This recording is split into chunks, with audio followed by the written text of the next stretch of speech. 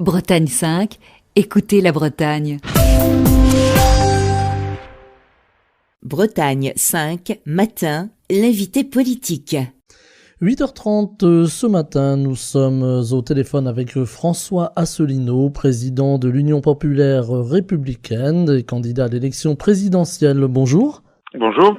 Alors vous étiez déjà venu sur l'antenne de Bretagne 5 en mars pour nous présenter votre programme, monsieur Asselineau. Vous étiez mardi dernier à la télévision lors de ce débat entre les 11 candidats à l'élection présidentielle. Qu'est-ce que vous en avez retenu de ce débat ? Écoutez, d'abord, la première chose qui s'est produite, c'est que les Français ont pu constater qu'il n'y avait pas 5 candidats, mais qu'il y en avait 11. Ça, c'est un premier acquis. Ils ont pu constater également que ce débat a été correctement mené. Bon, moi, j'aurais aimé évidemment dire beaucoup plus de choses, comme d'ailleurs tous mes collègues, je suppose. Mais globalement, ça s'est passé correctement et je pense que ça a été intéressant. Les Français, je pense, ont trouvé que c'était intéressant de confronter les idées et de confronter aussi les personnalités. C'est ça qui est important. En particulier parce que ça permet à des Français qui ont déjà envisagé de voter pour tel ou tel candidat de voir d'autres candidats et parfois ça peut les interpeller. Par ailleurs, moi ce que j'ai noté, c'est que la question européenne a quand même très largement surplombé l'ensemble des débats et j'avoue que j'y ai largement participé moi-même en insistant à de nombreuses reprises sur le fait que notre participation à l'Union européenne, en fait, vide de sens pour une large partie tous ces débats, puisque toutes les grandes décisions en matière politique, économique, sociale, budgétaire, diplomatique et militaire sont en fait déjà décidées par la Commission européenne à Bruxelles, par la Banque centrale européenne à Francfort et par l'OTAN dirigée depuis Washington. J'ai notamment à plusieurs reprises brandi le rapport des grandes orientations de politique économique fixées à la France par la Commission européenne. Je note d'ailleurs qu'aucun des 10 autres candidats ne m'a contredit. J'avais même le sentiment souvent qu'ils étaient un peu inquiets de ce que j'allais dire et qu'ils étaient sans réponse parce qu'en fait, j'ai cité beaucoup d'articles des traités. Alors certains s'en sont étonnés en disant oui, que ça faisait... on vous a moqué un petit peu là-dessus. Oui, on m'a moqué, mais moi je suis, excusez-moi, mais il s'agit de diriger la Maison France. Il s'agit d'avoir quelqu'un de compétent et qui sait de quoi il parle. Il vaut mieux quand même, si vous donnez les commandes d'un avion gros porteur, il vaut mieux donner ça à un commandant de bord qui sait piloter un avion, plutôt qu'à quelqu'un qui débarque et qui ne connaît rien. Moi, je connais en effet les engagements de la France par l'intermédiaire des traités européens, et surtout ça clôture le débat. C'est-à-dire qu'en fait, vous avez vu que les autres candidats n'avaient rien à dire. Et d'ailleurs, c'est tombé dans un silence de cathédrale, c'est-à-dire que je dis la vérité. Alors, la dernière chose que je tire comme enseignement, c'est que tout le monde a pu constater qu'en fait, sur les 11 candidats, il y en a 10 qui sont pour la construction européenne, pour son principe, que parmi les 10, il y en a 4-5 qui veulent renégocier les traités, à commencer par Madame Le Pen, qui ne propose pas, contrairement à une légende, qui ne propose pas de sortir de l'Union européenne, qui propose de renégocier les traités, à continuer par Monsieur Mélenchon, qui propose de renégocier les traités européens, à continuer par Monsieur Cheminade, à continuer par Monsieur Dupont-Aignan, et sans doute, si j'ai bien compris, Monsieur Hamon. Donc tout ce petit monde veut renégocier les traités européens. Et moi, j'ai expliqué que c'est impossible concrètement, puisqu'il faut obtenir l'accord unanime des 27 autres gouvernements, et puis des 27 autres peuples au moment de la ratification. C'est-à-dire qu'il faut obtenir l'accord unanime de 28 plus 28, si on y ajoute la France, ça fait 56 accords unanimes, pour renégocier les traités où les autres États accepteraient de s'aborder une partie des atouts, des avantages qu'ils ont obtenus dans des négociations complexes depuis 60 ans, et ils accepteraient de s'aborder leurs intérêts nationaux pour nous faire plaisir à nous, Français. Est-ce que c'est possible? Poser la question, c'est y répondre. C'est évidemment impossible. De telle sorte que Madame Le Pen ou Monsieur Mélenchon, s'il devenait président de la République, ne pourrait en fait rien renégocier du tout. Alors s'ils le savent à l'avance, pourquoi est-ce qu'ils entretiennent ce mensonge vis-à-vis des Français? Je vois que Madame Le Pen maintenant elle repousse à 2018, aux élections italiennes, l'idée de commencer à sortir de l'euro. Tout ça n'est pas sérieux au moment où la France ne cesse de s'enfoncer dans le désastre tous azimuts. Voilà. Il y a eu un candidat qui a détonné parmi les 11 présents sur le plateau de BFM, c'est Philippe Poutou, qui a pris la parole d'une façon très libre. Comment vous avez ressenti ça? Écoutez, moi, d'une façon un peu partagée, dans un certain sens, je m'en suis félicité, d'abord puisqu'il a apporté un petit peu de gaieté, de parler un petit peu populaire, un petit peu vrai, etc. Ça a été, en fait, moi, j'ai trouvé que en tout cas, il représentait, parce que je parcours beaucoup la France, et il représente une façon de réagir d'un certain nombre de nos concitoyens. Donc moi, j'ai trouvé que sa présence était justifiée. D'un autre côté, l'inconvénient de cette posture, c'est aussi que ça ne me paraît pas crédible pour être président de la République. Un président de la République ne peut pas se comporter comme ça. Donc, ce n'était pas non plus quand même très très sérieux pour diriger la France. Philippe Poutou, d'ailleurs, revendique lui-même le fait de ne pas vouloir être président de la République. Oui, d'ailleurs, il l'a dit, il ne le souhaite pas. Comme Madame Arthaud qui a dit qu'elle ne serait pas élue, comme Monsieur Cheminade qui a dit qu'il ne serait pas élu. Moi, écoutez, moi je suis un démocrate. Moi, j'estime que dans la mesure où ces personnalités ont obtenu les 500 parrainages, il n'y a pas d'affaire de différence entre les parrainages.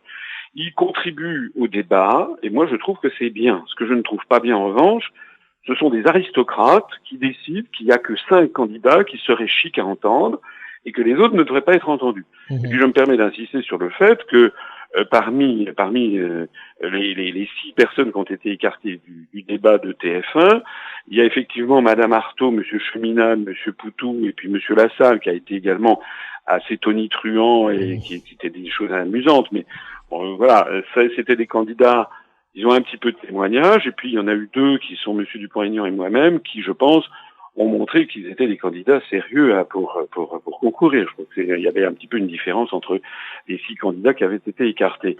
Ce débat à 11 a montré qu'il était intéressant et puis que finalement, ça n'a pas été la cacophonie autant redoutée que ça a de temps en temps un petit peu.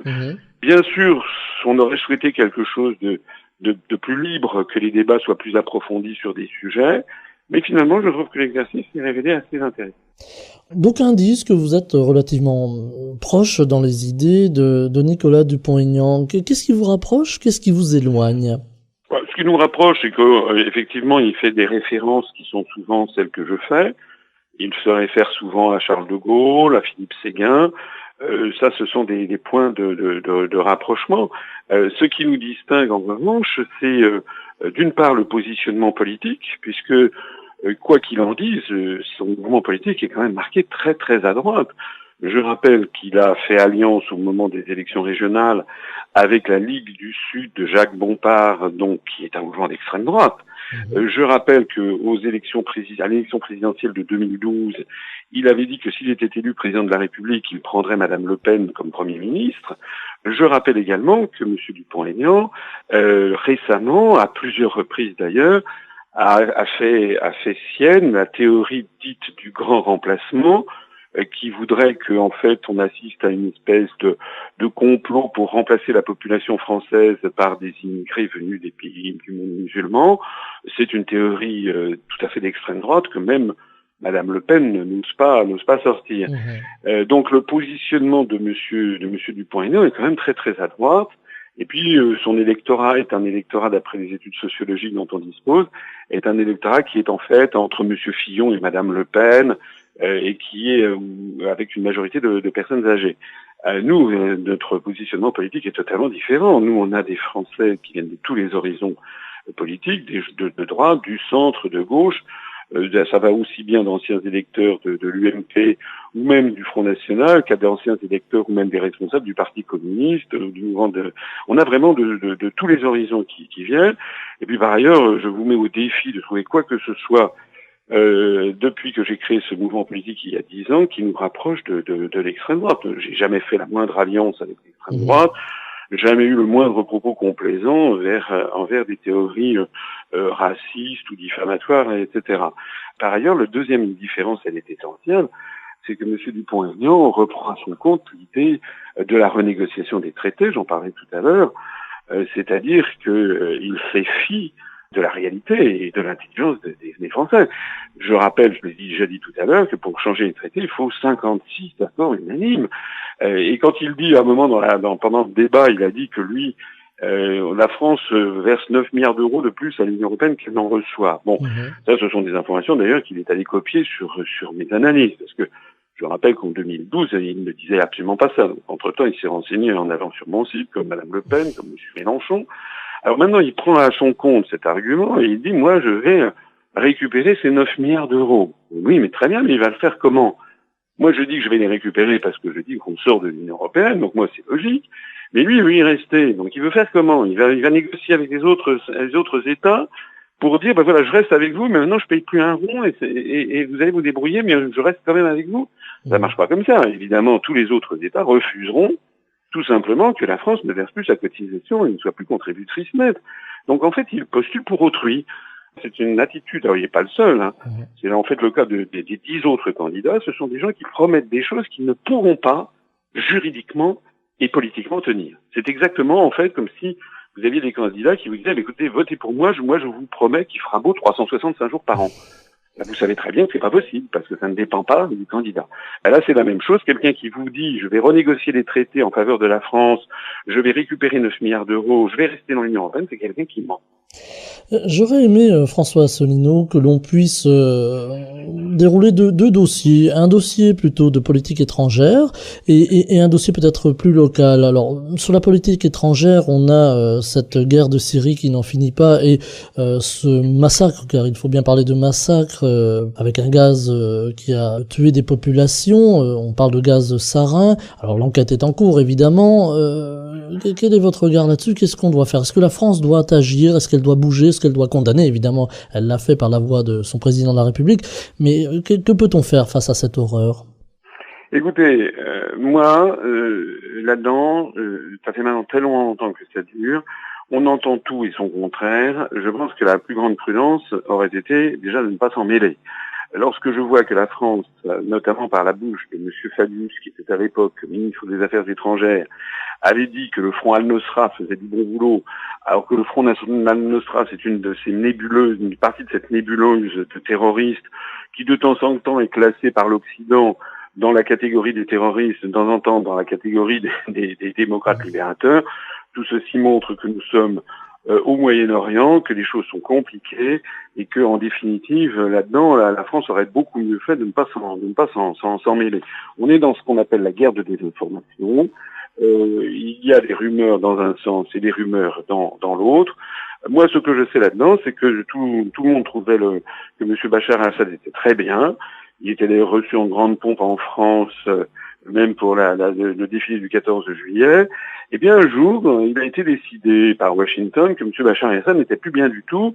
Et ce jour a coïncidé lorsqu'on a appris qu'en fait, la Syrie faisait obstacle au tracé d'un gazoduc qui aurait pris du gaz au Qatar pour le faire transiter par son territoire, pour ainsi approvisionner l'Europe occidentale et donc rendre l'Europe qui aurait été moins dépendante ou plus dépendante de la Russie. Donc ces grandes affaires-là, c'est ça le vrai fond du problème. Ce sont des grandes affaires géopolitiques et qui sentent fortement les hydrocarbures. Ça veut dire que tout ça est bien compliqué et que je pense que la France là-dedans, parce que nous sommes dans l'Union européenne, parce que l'Union européenne est assujettie à l'OTAN par l'article 42 du traité de l'Union européenne, on va dire encore que je connais les traités, mais je m'en flatte, je sais de quoi je parle, et je pense que les Français ont besoin d'avoir comme chef d'État quelqu'un qui sait de quoi il parle. Eh bien, par cet intermédiaire, la France n'est plus ce qu'elle fut, elle n'est plus la France indépendante et de la diplomatie gaullienne. Normalement, nous aurions dû jouer un rôle là-dedans, un rôle d'apaisement, ne pas nous mêler de cette affaire et essayer d'apparaître comme une puissance de modération et de réflexion plutôt que de nous jeter dans un camp, avec d'ailleurs le résultat que l'on a vu, c'est que finalement ça a ouvert la porte à la Russie et que la Russie a marqué des points fantastiques au Moyen-Orient, que les États-Unis sont sur le recul et quant à la France, la voix de la France au Liban et surtout en Syrie a été extraordinairement amoindrie. C'est un drame parce que ça n'est pas en prenant parti ouvertement pour les États-Unis d'Amérique et les Anglo-Saxons dans cette zone que l'on va renforcer la position de la France. Alors, pour conclure, car le temps passe très vite, François Asselineau, j'aurais aimé votre regard sur des sujets peut-être un peu plus locaux, qui peuvent aussi quand même concerner le président de la République. Quel regard vous avez à propos de la Bretagne? Par exemple, on a parlé de territorialité, il y a également la langue bretonne, et j'aurais aimé terminer par un sujet qui est d'actualité, qui est le sujet des projets miniers en Centre-Bretagne qui sont combattus par les associations. Alors, moi, ces histoires de rattachement du département de Loire-Atlantique, en fait, ça remonte à loin. Il faut savoir qu'en 1790, nos ancêtres ont supprimé toutes les provinces de France et ont proclamé la République une et indivisible avec l'égalité de tous les citoyens.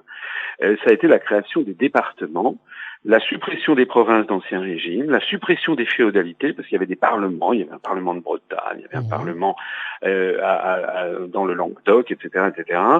Dans chacune de ces provinces, chacune avait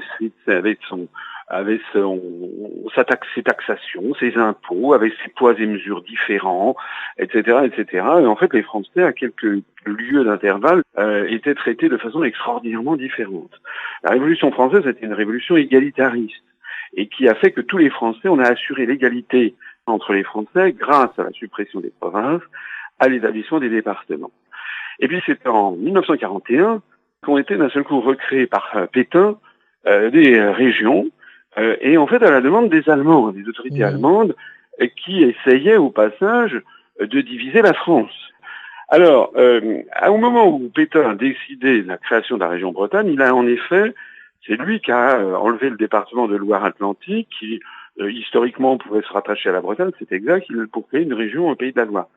En 1944, à la Libération, ces régions ont été supprimées, et bien elles ont été recréées en 1972 par Georges Pompidou, sous d'autres tracés, mais en Bretagne, Georges Pompidou a recréé le même profil. Alors, pour tout ça, et je crois que je suis là aussi différent de tous les autres candidats, moi je tire la sonnette d'alarme, parce que derrière ces revendications régionalistes, il y a la politique dite des eurorégions.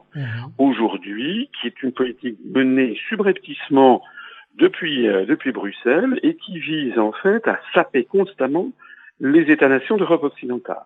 On le constate en Espagne, avec la montée des revendications de l'indépendance de la Catalogne dans le cadre de l'Union européenne, de l'indépendance du Pays Basque, de la Galice, etc. Mais on le constate aussi au Royaume-Uni, avec l'indépendance de l'Écosse dans le cadre de l'Union européenne, en Belgique avec l'indépendance de la Flandre, et en France, où en Corse par exemple, M. Jean-Guy Talamone, qui est le président de la collectivité de Corse, a dit « Je verrai de mon vivant une indépendance de la Corse dans le cadre de l'Union européenne ». Moi je tire la sonnette d'alarme là-dessus parce que j'explique qu'il faut que la France sorte de l'Union européenne parce que c'est une dictature qui ne dit pas son nom. Parce que on nous impose des politiques économiques, budgétaires, sociales, diplomatiques et militaires qui sont en fait totalement soumises à une oligarchie financière transatlantique et qui nous soumettent en fait à l'empire américain et à l'empire des grandes banques. Est-ce que les auditeurs peuvent imaginer ce qu'il en serait si au lieu d'avoir la République française, l'Espagne, le Royaume-Uni, on avait une Bretagne indépendante dans le cadre de l'UE, une Corse indépendante, une Occitanie indépendante, une Catalogne indépendante. En fait, c'est le morcellement des États-nations qui serait derrière pour en fait soumettre les Français, les Espagnols, etc., détruire leur identité nationale. Et tout ceci pour que nous devenions tous des esclaves de l'oligarchie financière, bancaire, transatlantique. Est-ce que c'est vraiment ce que les Français veulent? Est-ce qu'ils ne pensent pas que nous avons beaucoup plus à perdre qu'à gagner dans un tel éclatement de notre nation? Alors François Asselineau, plus sur le côté culturel de la chose, parce que c'est vrai qu'on parle encore breton à Nantes. Sur l'aspect culturel, moi, je ne suis pas contre les langues régionales. Qu'il y ait des gens qui souhaitent la reviviscence des langues régionales, moi je ne vois pas malice. Effectivement, les gens peuvent très bien faire ça. Mais j'aimerais quand même aussi rappeler quand même des vérités fondamentales.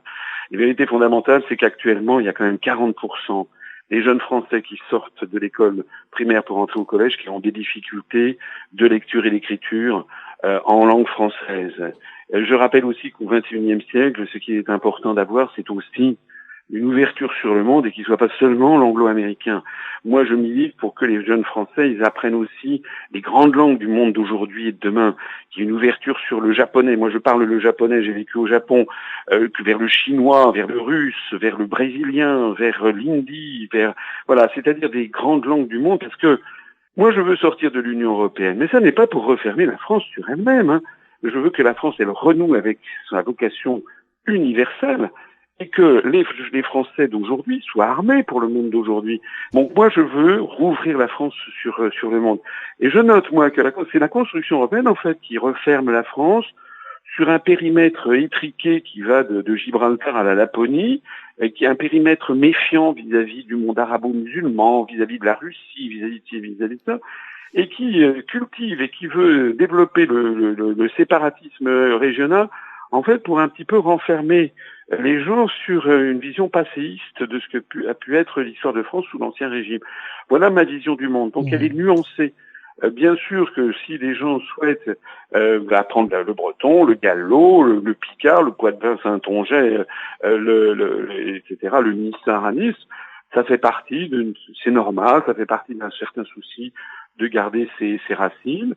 Je trouve ça sympathique. Mais il ne faut pas que ça devienne, à mon avis, quelque chose de systématique, que ce soit une espèce parce que le monde est vaste, le monde est beaucoup plus vaste que ça. Et moi, j'aimerais d'ailleurs, si je suis élu, développer un Erasmus, comme on dit, mais avec des échanges avec le monde entier. Il n'y a pas besoin de se limiter à envoyer des étudiants en Espagne ou aux États-Unis ou en Allemagne, mais aussi au Japon, en Chine, en Australie, en Nouvelle-Zélande, au Brésil. Voilà, c'est ça que je veux. On va terminer très vite parce que là, on a un petit peu dépassé le temps. Alors, votre réaction, François Asselineau, sur les projets miniers en Bretagne que d'aucuns décrivent comme une nécessité économique, mais qui sont combattus par les associations qui estiment qu'il n'y a pas de garantie écologique suffisante.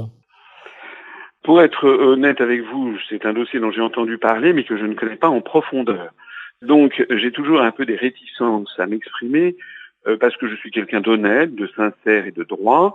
Vous avez vu, vous soulignez tout à l'heure que j'avais été remarqué par ma connaissance des traités article par article de la Constitution. Là, c'est un dossier, donc j'ai vu passer ça dans la presse, mais je ne connais pas le dossier dans son intégralité.